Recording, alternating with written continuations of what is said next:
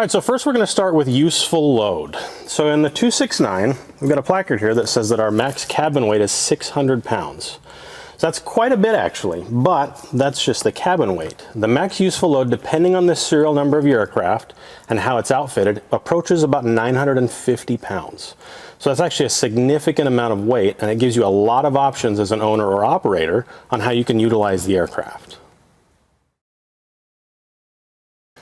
So the second point we want to make on the benefits of the 269 is longer flight times. So if you look at this, this is a pretty sizable tank. This is actually 30 gallons. And we've got one installed on the aircraft, but there's also a spot on the other side of the aircraft for an auxiliary tank to be installed, giving you potentially 60 gallons of usable fuel. And what that translates to is longer flight times. If you've got 60 gallons on tap, you can fly a significantly longer distance, and that's really helpful for personal use or during flight training when you're doing your cross countries.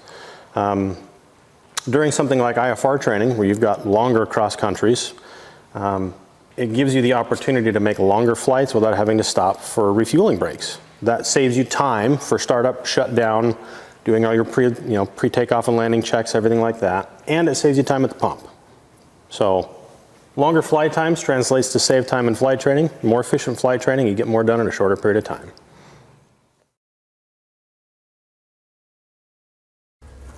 One of the other benefits of the 269 is its cabin size. So aside from how much weight it can actually carry in the cabin, the physical size of the cabin itself is wider than most other training options on the market. Now the 269, according to the POH, has a cabin that's 51 inches wide. What that means is that depending on the aircraft, some of them allow you to remove the collective stick in the center here and replace it with a seat, meaning you can carry upwards of 3 people. It's probably more realistically 2 adults and a small child, but it does present smaller operators the opportunity to perform tours or photo flights in the 269, which they can also use for flight training. That can lead to savings, as you don't have to have quite a large fleet of aircraft, but it also means that you can seat larger people. So that opens the door to people who are taller that don't fit as well in something like a Robinson. That is a very small cabin. And another benefit I want to point out as well in conjunction with this is that the pedals are adjustable in the 269. In the Robinson, they're fixed, and that works for most people, but this gives you a little more adjustability with those pedals to give you a little extra leg room for those of us who are longer in the legs. The fourth benefit of the 269 is the fully articulated rotor system. So if you look up at the rotor system here, we've got 3 rotor blades. One of the benefits to that is that it's a quieter aircraft. So in today's day and age, a lot of people make noise complaints. You hear people moving next to airports that have been there for decades and then complain about the noise. Well, fully articulated rotor systems, because we have 3 rotors, they're less susceptible to blade slap. That doesn't mean it can't happen, but it means that it's less likely to occur, and it's often less quiet, or it's often not as loud. So it's quieter. Another benefit is the smoothness of the ride. So because we have more rotor blades in force generating lift, that translates to fewer vibration. And that means that the ride is more enjoyable for private owners, and there's less fatigue on students when they're actually training the aircraft. So that can translate to longer training sessions if required. Another benefit of the fully articulated rotor system and of the 269 is that it is less susceptible to mast bumping. Now, mast bumping we know is something that is inherent with a semi-rigid rotor system, and it's where the main rotor hinge itself can contact the main rotor mast and cause the rotor head to actually shear off of the helicopter. Since we have a fully articulated rotor system and all the movements of the blades within the rotor system take place with various hinges, that means that we're not going to encounter that particular flight hazard in the 269. Another benefit of the Schweizer 300 or the 269 is that it uses a manual throttle. So a lot of other helicopters now in the training market use a governor, which manages most of the throttle control for you. You as the pilot are still responsible to make sure that you're actually keeping the RPMs in your aircraft within limits, but the aircraft does a majority of the work. Now in the 269 we don't have a governor. What that means for us is that we as pilots are directly responsible for maintaining where that throttle is set and managing our rotor RPM. The reason that's a benefit, even though it sounds like more work up front, is that it allows you, especially when you're learning, to manage those RPM and feel how main rotor RPM is directly correlated to tail rotor authority. And that's something that's often overlooked when you're flying something like a Robinson, which is still a great aircraft, but because it does so much of that work for you, you're less in tune with how closely those are connected.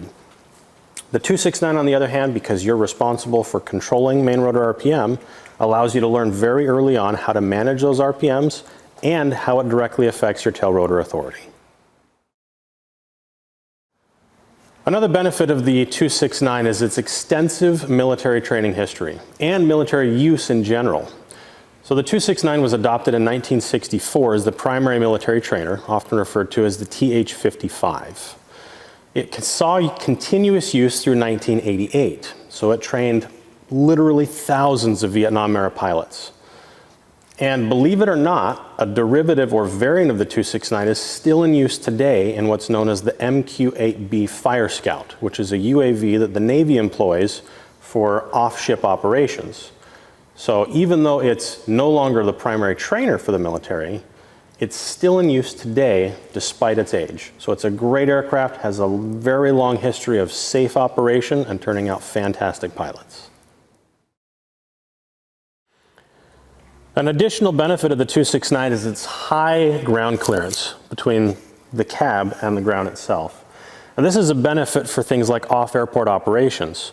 Many POHs state a caution to be mindful of landing in tall grass because it poses a fire hazard if that grass contacts your exhaust. Now, because the 269 sits a little higher, it gives you a little bit extra clearance to help avoid that hazard. In addition, if you're landing riverbeds or streams or anything else that poses uneven ground or the need to clear higher obstacles, the higher ground clearance of the 269 gives you additional options for off-airport landing areas.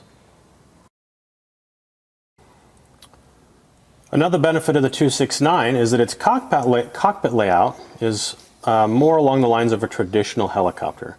So nothing wrong with the Robinson. We love the Robinson. It's a great helicopter. It's trained thousands and thousands of pilots. But some people don't like the T-bar as much. In the 269, we have a traditional cyclic layout. So each side has a dedicated cyclic stick, and that avoids the T-bar in the middle, and it kind of gives you the feeling that you're in a bigger helicopter. It connects you more to the real helicopter experience that some people have. So this may be more of a perceived benefit, depending on what your preferences are, but it is actually a nicer layout. It gives you really that large helicopter feel, so that when you transition to a larger aircraft, you feel more at home. There's not as much adjustment that needs to be made when you make that transition. The last benefit of the 269 we want to cover today is that it's a basic trainer for the MD-500. Now, although McDonnell Douglas or MD Helicopters doesn't make the 269 anymore, when it was designed, it was made by Hughes, who also designed the initial type certificate of the MD-500. What that means is that if you train in the 269, moving from this aircraft into an MD-500, you'll feel right at home. It's the exact same cockpit layout. You'll sit on the same side of the cockpit, and this is one of the unique things about or somewhat unique things about the 269, is that the pilot in command actually sits on the left side of the aircraft as opposed to the right like you would in a Robinson. Same thing goes for the MD-500 depending on how it's equipped. So that means you'll slide right in, everything will feel right at home, no differences or major adjustments you have to make. So for those of you looking to either move into an MD-500 as a career move or that want to own an MD-500 as a personal purchase, this is a fantastic aircraft to get your training in. It's been a while. Where he does the, did you install that clapper? And God, Morgan Freeman's like, no, but catchy jingle, isn't it? Clap on, clap off, clap on, clap off. The clapper. There's our blooper for the end of the video. Oh man, all right. Whenever you're ready, clap away.